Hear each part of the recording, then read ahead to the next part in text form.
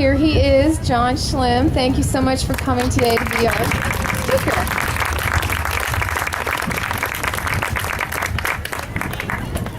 Thank you so much. It is such an honor to be here today. I was here 2 years ago, and I absolutely fell in love with all of these animals, just like I'm sure all of you have. You know, I come from a small town, not unlike this area in the Pennsylvania mountains. It's an area very much like Poolsville, so I feel like I am coming home for sure. With a job like mine, I get to travel a lot. And you know, everywhere I travel, I am always asked the question, when did you decide to become vegan?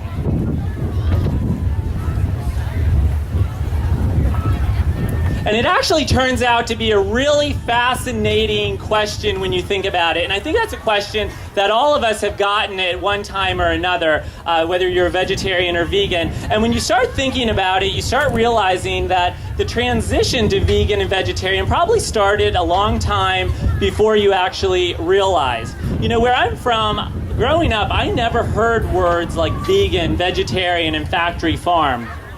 You know, the place I come from, I often describe it as a classic Norman Rockwell painting, only with lots of camouflage and stakes thrown in. And I think you can probably relate to that around here. It's always a hunting season of some kind. Turkey, bear, elk, small game, muzzleloader. I don't even know what a muzzleloader is. And of course, deer season. You know, where I come from, the kids get off of school for deer season. I would always go shopping with my mom. I preferred to go hunting for bargains rather than my furry little friends out in the woods, right? When I was growing up, my was a butcher. And as a child, at ages 7, 8, 9, I tried each of the jobs in my dad's meat processing business, particularly at deer season. I tried my hand at the skinning and the cutting and the tanning the hides and making the sausage. Well, when you're at about nose level with what you're doing, that didn't work out so well. So eventually I was relegated to the front desk where when the hunters came in, I would write down the instructions of what they wanted done with their meat. And I think it's almost poetic that, you know, that was sort of my first official paid writing gig. I think Dad paid me like $2 or $3 an hour. And now I've come full circle writing vegan cookbooks. You know, flash forward a few years, I started writing cookbooks. They weren't vegan, as neither was I at the time. But interestingly enough, the more cookbooks I wrote, the less meat I was starting to eat, even when they were my own recipes. And those words, when I'd be out on the road on book tour, those words, vegan, vegetarian, factory farm, they started popping up on my radar, and I was starting to take notice. Then I read a book that I'm sure all of you are familiar with, Eating Animals by Jonathan Safran Foer. And my ultimate transition to vegan, that click over in my mind, came down to one word on one page in that one book. On page 266, Jonathan is writing about Thanksgiving turkeys and the horrendous treatment they endured during their short lives. And on page 266, he says that these birds basically go through their lives unloved. And it was that word unloved that really struck me. I got a pen and I circled it. I got a highlighter and I highlighted it. I never wanted to forget that word. It was actually that unloved moment, along with my background in Dad's meat processing business, that landed me on the Ellen DeGeneres show not long after with Jonathan. And it was there that I got to look into the camera and I got to say what will probably be the most perfect line to ever come out of my mouth. I got to look into the camera and say, no living being, human or animal, should ever go through this life unloved. To be able, thank you. To be able to look into the camera and essentially into the eyes of millions of my neighbors across this great country of ours, and maybe some of you were watching that day, to get to look into the camera and to connect with our neighbors across the country like that really had a profound effect on me. You see, our evolution to vegan or vegetarian is also the story of embracing compassion. I love the word compassion. I love saying it. I love hearing it. I love seeing it. I love creating with it. I love cooking and eating with it. And above all, I love living it. When you look at the word compassion, you see two intertwined words. Compass, meaning our direction in this life. Passion, meaning what we love, our dreams, our goals, our natural gifts in this life. With every bite we take, we have the opportunity to embrace compassion. With every purchase we make at the grocery store and on occasion the liquor store, we have the opportunity to embrace compassion. When we decide not to buy that leather bag or that leather belt, we embrace compassion. And every time we stop at a cow pasture, I can never pass one and resist stopping and pulling over, getting out. Every time we stop at a cow pasture and we really look into those huge chestnut eyes staring back at us, we are embracing compassion. And embracing compassion doesn't mean we're naive. I think there are a lot out there who, think that we might be a little naive in our pursuit of a kinder and gentler world. We see that barn off in the distance in a lot of those farms, and we know there will come a day in that barn that we're not going to be so happy about. Of course, I also see the pasture gate, and I fantasize what would happen if I went over and latched it and we all made a run for it. I don't know how far we'd get, but we'd give it a good try. However, I also know that we have that precious moment with those incredible animals, and that they are, and all animals are, so smart. Science tells us this just as surely as our own hearts do. I'm also reminded that looking into the eyes of our fellow living beings, we can learn more about the mysteries and the magic of this life than we ever could from anywhere else. And by doing so, we also embrace compassion. Every time someone confronts you and says, "How can you not eat meat? How could you give up cheese or milk?" you have the opportunity to embrace compassion with your answer. I just wrote a book for young people titled Stand Up, 75 Young Activists Who Rock the World and How You Can Too. The young activists in the book, some of whom started their work as early as 3 years old, and many have started their own organizations, each wrote stories about how they are embracing compassion every day, here at home and around the world, by building wells in Africa, helping girls go to school in places like Pakistan, Afghanistan, India. They're fighting discrimination, helping animals, and in so many other inspiring ways. They are role models for their generation and for all of us when it comes to embracing compassion. When we lead by example, like the young people in Stand Up, and not through judgment or by being preachy, especially about our plant-based lifestyle and our love for animals, we embrace compassion. And you'll love this. My dad, that former butcher and meat processing business owner, he came to me a few months ago and he said, "John, you know all those veggie burgers you're always eating? Would you mind if I tried one?" I just smiled and led him to the kitchen.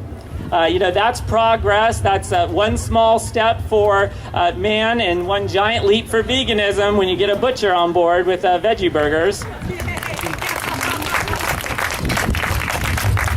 By coming here today to Poplar Spring, to this beautiful place, you all are embracing compassion. You, my friends, have already, by coming here today, moved the world ahead in a positive direction. When my personal life changed after that unloved moment, my public career as a cookbook author had to change as well. So I became determined to smash through all those silly and ridiculous stereotypes about vegans and plant-based food.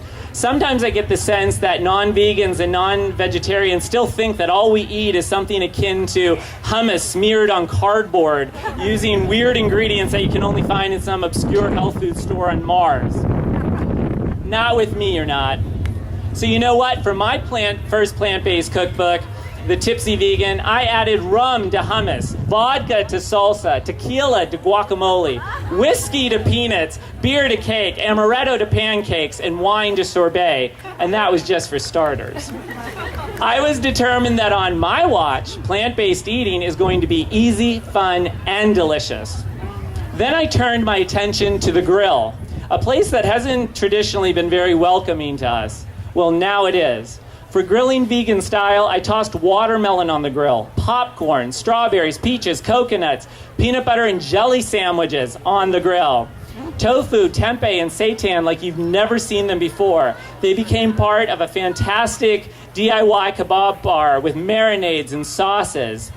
And kids love this too. And anything we can do to get kids eating healthier and more consciously is something that is great.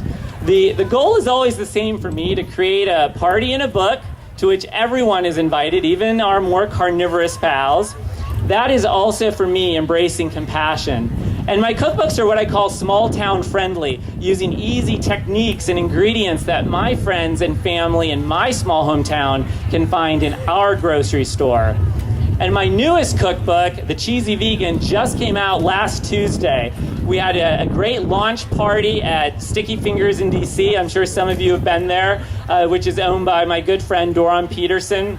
And then I got to continue the celebration by emceeing DC Veg Fest, which some of you may have been at. You know, some have turned vegan cheese into a high art form, but it's not always so great tasting or easy to make. In fact, a lot of the recipes out there that I've seen seem to require a chemistry degree to make. Not mine. With The Cheesy Vegan, I have brought vegan cheese home to Main Street for all of us to finally enjoy.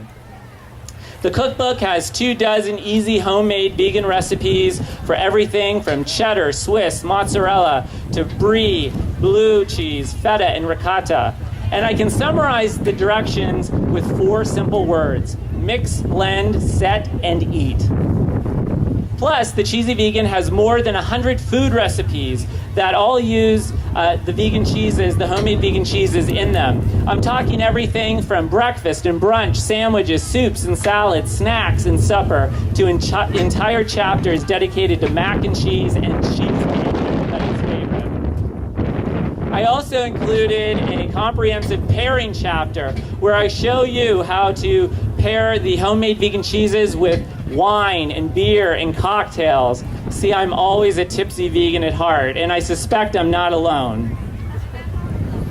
I've been particularly excited to hear how parents are getting their kids in on the cheesy vegan action too with my cookbook. With these easy recipes, kids can join in on the fun, and they can gain a further appreciation of good food and quality time in the kitchen, which is so important. In addition, I am so over the moon about this, and you'll get a real kick out of this.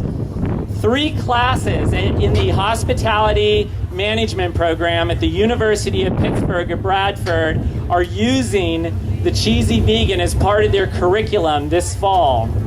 The students, none of them who are vegan or vegetarian, these students are so incredible. None of them are vegan or vegetarian yet, but they're studying the cookbook.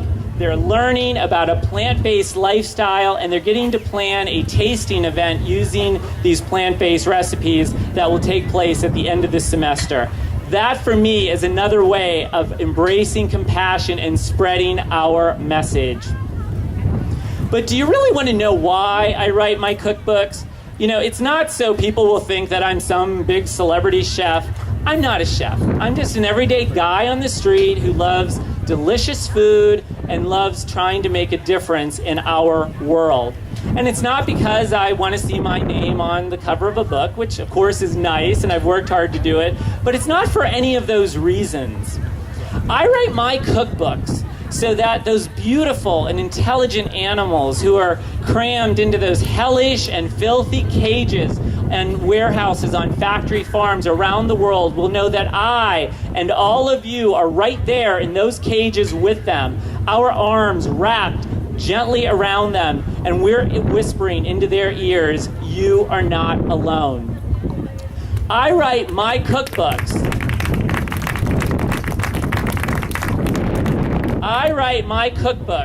So when that day comes, when our animal friends are led onto that putrid and cold slaughter floor, they will know that I and all of you are right there with them. Again, our arms wrapped tightly around them, right up until the end, when their beautiful energy is released and their pain and suffering is finally over and they are at peace. And we are whispering into their ears, "I love you."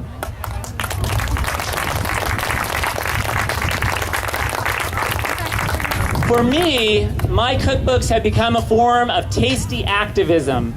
Each cookbook bears the same dedication to all the animals, so you know that you have not passed this way unloved. For me, and I hope for all of you, my recipes are one more way for each of us to embrace compassion and to move the world ahead in a positive and fun direction. Anytime I'm at an event like this, and I get to travel quite a bit, and I have the honor of doing events like this, anytime I'm at an event like this, I always wonder what it would look like if we were up in outer space looking down. Well, I have no doubt that today, if we were up there looking down, we would see a very bright light emanating from Poplar Spring Animal Sanctuary. Thank you so much for being here. Thank you to Dave and Terry for the incredible work they do, as well as all of their volunteers. We cannot thank you enough. And I want to thank each of you for what you are doing every day to make a difference in the lives of these animals and in the world. So now, let's go eat some food and let's go play with those beautiful animals out there. Thank you so much.